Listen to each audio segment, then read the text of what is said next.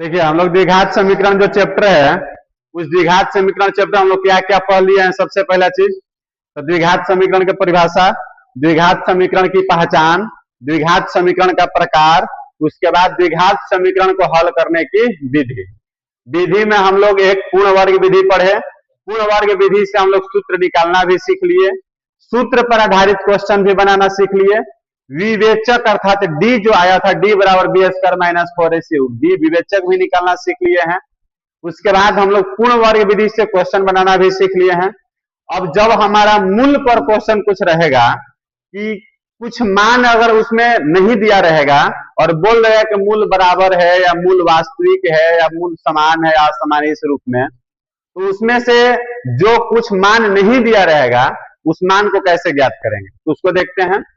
इसमें क्वेश्चन दिया है कि p के किन मानों के लिए px square minus 5x plus 3 बराबर 0, ठीक है, कि मूल बराबर हैं।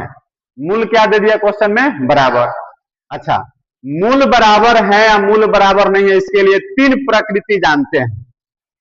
तीन प्रकृति जानते हैं क्या? एक बार होता है d बराबर बी स्क्वायर माइनस 4ac का मान 0 से बड़ा हो सकता है, 0 के बराबर हो सकता है या 0 से छोटा हो सकता है। जब वास्तविक एवं असमान बोलेगा तो 0 से क्या होगा? बड़ा होगा। जब वास्तविक एवं समान होगा तो 0 के बराबर होगा। वास्तविक एवं असमान होगा तो 0 से जब 0 से छोटा होगा तो वास्तविक नहीं होगा। अब इसमें हमारा क्वेश्चन में पहले ही क्लियर कर दिया कि मूल कैसा है बाबू? बराबर है। जब मूल बराबर है तो उसका हम लोग सूत्र पढ़े हुए हैं। मूल बराबर हो तो उसका सूत्र क्या पढ़े हैं? बी स्क्वायर माइनस 4ac बराबर 0। बी स्क्वायर माइनस 4ac बराबर क्या पढ़े हैं? 0। यही ना तीन तरीके का सूत्र पढ़े हैं जी। एक बार बी स्क्वायर माइनस 4ac का मान 0 से बड़ा, फिर 0 के बराबर और 0 से छोटा। तो जब 0 के बराबर हो तब इसे बोलते हैं कि मूल बराबर है। तो 0 के बराबर होगा क्योंकि मूल बराबर है। अच्छा, अब यहां से देखिए a बराबर क्या लिख सकते हैं? p, a बराबर p लिख सकते हैं ना बाबू। b बराबर क्या लिखेंगे? -5। c बराबर क्या लिखेंगे? 3। अब हम लोग का मूल बराबर है, इसलिए अर्थात यहाँ पे लिख सकते हैं प्रश्न से। ये कहां से लिखे हम लोग? प्रश्न से। तो मूल बराबर है, जब मूल बराबर है तो बी स्क्वायर माइनस 4ac बराबर कितना? 0। तो बताइए b का मान -5 स्क्वायर और a का मान p, c का मान 3, 5 का स्क्वायर 25, 4 तिहाई 12p बराबर कितना होगा? 0 होगा ना। या माइनस में 12p, 25 प्लस में तो उधर जाके माइनस में, 25 प्लस उधर क्या होगा? माइनस में। p बराबर -25, माइनस में 12 गुना में है, इधर क्या हो जाएगा? भाग में। तो माइनस माइनस क्या हो गया? प्लस। तो p बराबर जो आया हमारा कितना आया? 25/12। कितना है? 25/12। अब आगे देखते हैं नीचे दूसरा क्वेश्चन। k के किन मानों के लिए समीकरण पहले देखते हैं। तो समीकरण देखने से आप पता चलता है कि सर द्विघात समीकरण तो है ही नहीं, द्विघात समीकरण के रूप में भी नहीं दिख रहा है, तो बनाना होगा। तो देखिए क्या दिया हुआ है? kx into x minus 2 plus 6 बराबर 0। kx में x से गुना करें क्या मिलेगा? kx स्क्वायर 2kx प्लस 6 बराबर 0। दिक्कत?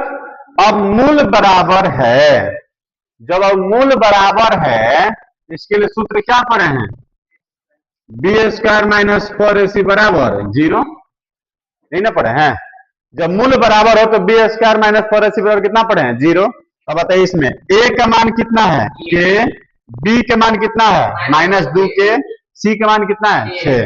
तो b का मान -2k, a का मान k, a का मान कितना है बाबू? k, और c का मान 6 बराबर 0। 2 दूनी 4k स्क्वायर, 6 चौके 24k बराबर कितना होगा? 0। अब इसको हल करेंगे तो देखिए अब आ गया गुणनखंड जैसा। तो इसमें भी k कॉमन निकालना होगा, तो 4k कॉमन निकाल दीजिए। तो k माइनस 4×6 = 24 बराबर कितना होगा 0 होगा, या 4k बराबर क्या लिखना होगा 0, k माइनस 6 बराबर क्या लिखना होगा 0, k बराबर आ गया 0 और k बराबर कितना आ गया 6, तो k का मान 2 होगा, इसका आंसर एगो 0 होगा और एगो क्या होगा 6 होगा। अब आगे देखते हैं k के किन मानों के लिए मूल बराबर है, तो मूल बराबर है तो फॉर्मूला वही लिखेंगे b² माइनस 4ac बराबर कितना 0, अब b का मान बताइए इसमें कितना है k², 4 a का मान 2 c का मान 3 बराबर 0 होगा ना, 4 दूनी 8 8 तिहाई 24, 24 इधर माइनस में उधर जाकर होगा प्लस में, इधर से स्क्वायर हटेगा तो उधर जाके रूट, इसलिए बताइए k का मान प्लस माइनस 2√6, क्योंकि 4×6 = 24, 4 का वर्गमूल 2, 6 का वर्गमूल नहीं होगा, तो प्लस माइनस कितना लिखेंगे 2√6। तो क्या अगर मूल बराबर दिया रहेगा और k का मान पूछ देगा तो बना लेंगे हम लोग।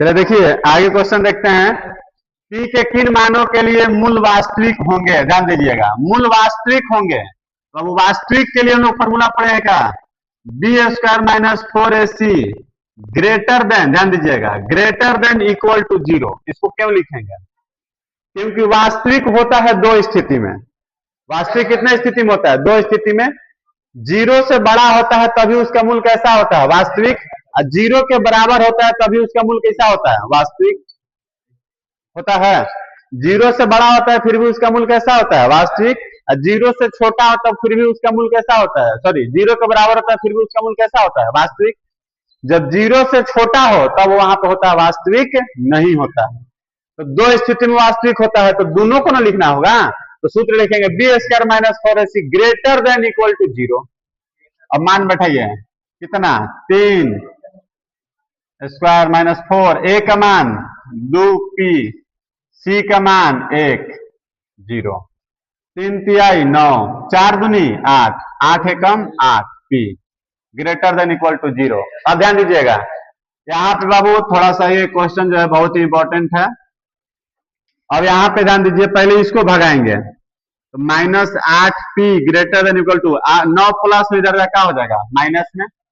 अब ध्यान दीजिए एक रूल होता है यहाँ पे, यहीं पे हम लोग मिस्टेक करते हैं क्योंकि 10th क्लास में गलती इसलिए होता है कि हम लोग 10th क्लास में ऐसा चीज पढ़े ही नहीं है, यह पढ़ना 11th क्लास में, ठीक है चैप्टर है इनइक्वालिटीज का, उसमें तो हम लोग को अभी 10th क्लास में दिक्कत होता है, लेकिन फिर भी हम लोग थोड़ा सा ध्यान रखेंगे, बाकी हम लोग 11th क्लास में जाएंगे तो क्यों होता है हम लोग टोटल क्लियर पढ़ लेंगे, कोई दिक्कत।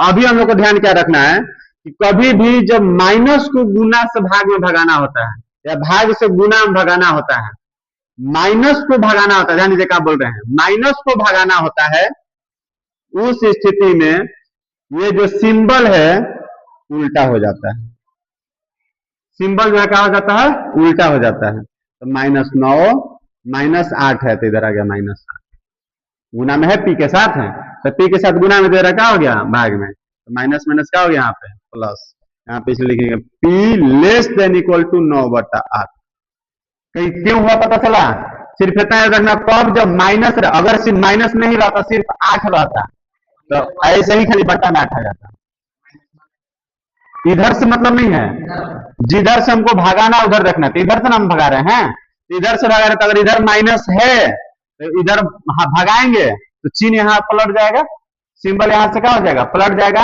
अगर यहाँ माइनस नहीं होता यहाँ पर हमारे जैसे रहता 8p greater than equal to -9, क्या लिखते p greater than equal to -9/8, minus नहीं है तो पूरा पूरा वही रह गया सिंबल, लेकिन माइनस रहेगा तो सिंबल क्या हो जाएगा पलट जाएगा, बस थोड़ा सा याद रखना होगा, बाकी इसके बारे में विधिवत हम लोग पढ़ लेंगे 11th क्लास में जब जाओगे तो।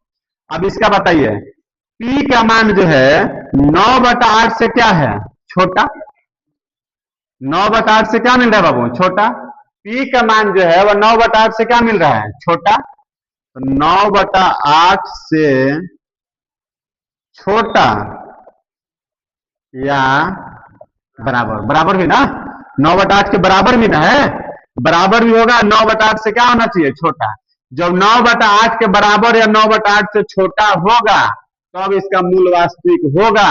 मतलब p के जगह पे 9/8 के बराबर हो, अच्छा 9/8 से क्या हो, छोटा हो, तब वास्तविक होगा। अगर इससे बड़ा हो जाएगा तो वास्तविक नहीं होगा। समझ में आया बात?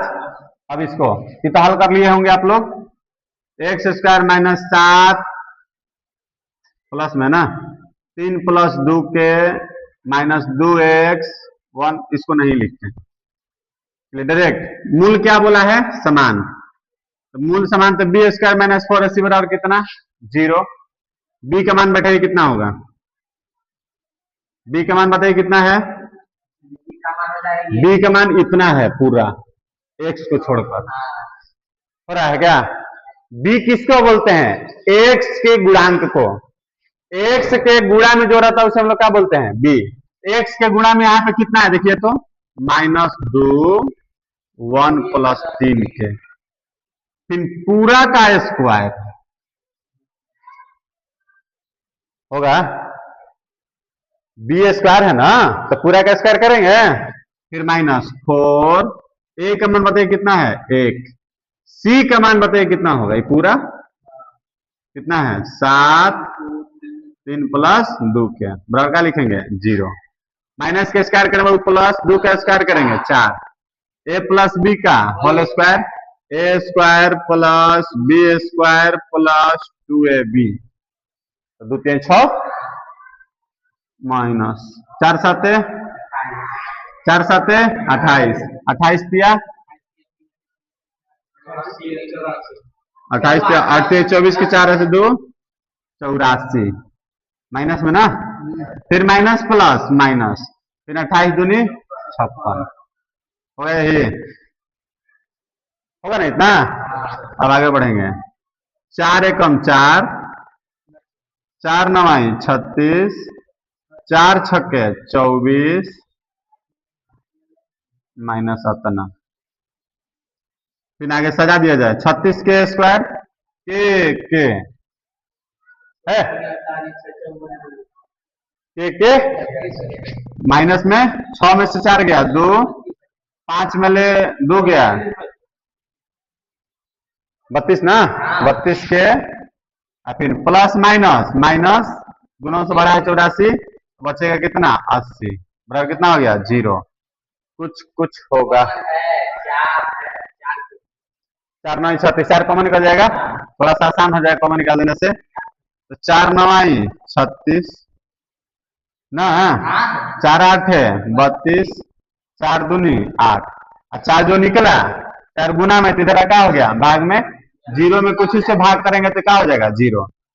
अब इसको तोड़ सकते हैं, तोड़ सकते हैं इसको। तो 180 180 को तोड़ेंगे 18 दाम 180 नहीं 18,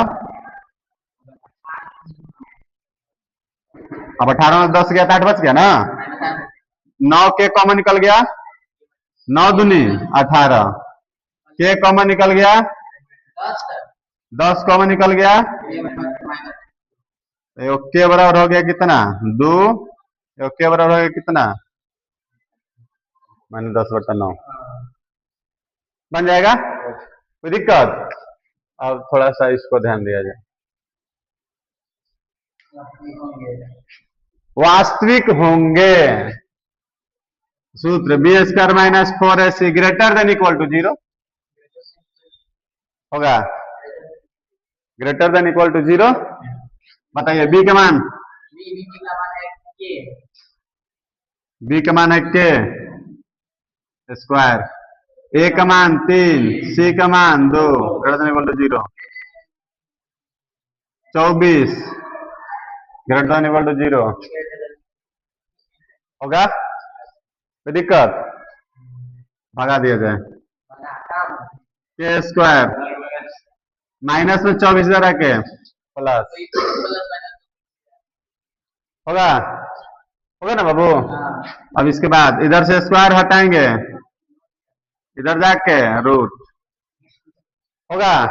रूट का मान प्लस में भी और रूट का मान माइनस में भी रूट का मान प्लस में भी और रूट का मान माइनस में भी। अब ध्यान दीजिएगा, जैसे रूट का मान प्लस में तो के ग्रेटर देन, ध्यान दीजिएगा, के ग्रेटर देन 24 को होगा 4 रूट 6, सॉरी 2 रूट 6, 2 रूट 6। एक और होगा के माइनस में 2 रूट 6 होगा। थोड़ा सा यहां भी सीखना है कि 2 रूट 6 तो आएगा, तो एक बार इसका जो आएगा, एक बार 2 रूट 6 प्लस में आएगा, 2 रूट 6 माइनस में। अब सर यहाँ पे तो डायरेक्ट क्यों नहीं लिख दिया, आंसर हो जाता। तो इसका जब ई वाला चीज आ जाता है ना तो बहुत कुछ बदल देता है। हम लोग खाली पढ़े हैं बराबर बराबर बराबर बराबर बराबर, यही ना पढ़े हैं, लेकिन ये बराबर नहीं है, अलग है। तो थोड़ा सा कुछ कुछ इसमें नियम भी अलग रहता है। तो जब रूट वाले को हल करते हैं तो जो प्लस में रहेगा वो ग्रेटर देन रहेगा, जो प्लस में रहेगा वो क्या रहेगा, ग्रेटर देन, और जो माइनस में रहेगा वो रहेगा लेस देन। प्लस में रहेगा वो क्या रहेगा, ग्रेटर देन, और जो माइनस में रहेगा वो क्या रहेगा, लेस देन। अब अच्छा कहेगा सर क्यों? अच्छा आप ऐसे सोचो कि इसको अगर हम लोग ऐसे लिखेंगे 2 रूट 6 प्लस में भी और माइनस में भी, तो बताओ के का मान 2 रूट 6 से बड़ा और माइनस 2 रूट 6 से भी बड़ा, ये कौन बात हो गया? दो चीज माना जा रहा है ना, तो यहाँ पे नहीं, ये जो हुआ आपके, आप देखिए इसको क्या बोलेंगे, 2 रूट 6 से बड़ा और माइनस 2 रूट 6 से छोटा। मतलब इसका जो मान आएगा कैसा आएगा, ध्यान दीजिएगा, इधर होता है 0, इधर आएगा कहीं पे 2 रूट 6, इधर आएगा कहीं पे माइनस 2 रूट 6, ऐसे ही होता है क्या है? तो 2 रूट 6 से क्या होगा, बड़ा, इससे बड़ा, माइनस 2 रूट 6 से छोटा, मतलब वास्तविक होगा कब, ध्यान दीजिएगा, वास्तविक होगा कब, जब यहां से यहां तक मान नहीं रहेगा तो। मतलब इधर से आगे बढ़ते जाएंगे अनंत तक, कोई भी मान रख देंगे तो वास्तविक होगा, यहां से इधर के बाद के कोई भी मान रख देंगे तो भी वास्तविक होगा, लेकिन इसके बीच का मान रख देंगे तो वास्तविक नहीं होगा। कहेगा सर इसमें बराबर में माइनस 2 रूट 6 प्लस 2 रूट 6 है ना, तो यहां से शुरू यहीं से होगा, इधर यहां से शुरू, बीच का रहेगा तो वास्तविक नहीं होगा। इसका आंसर ये दोनों होगा, याद रहेगा। समझ में आया? थोड़ा सा समझ में आया, ज्यादा समझना नहीं है, क्योंकि ज्यादा समझोगे समझ में नहीं आएगा।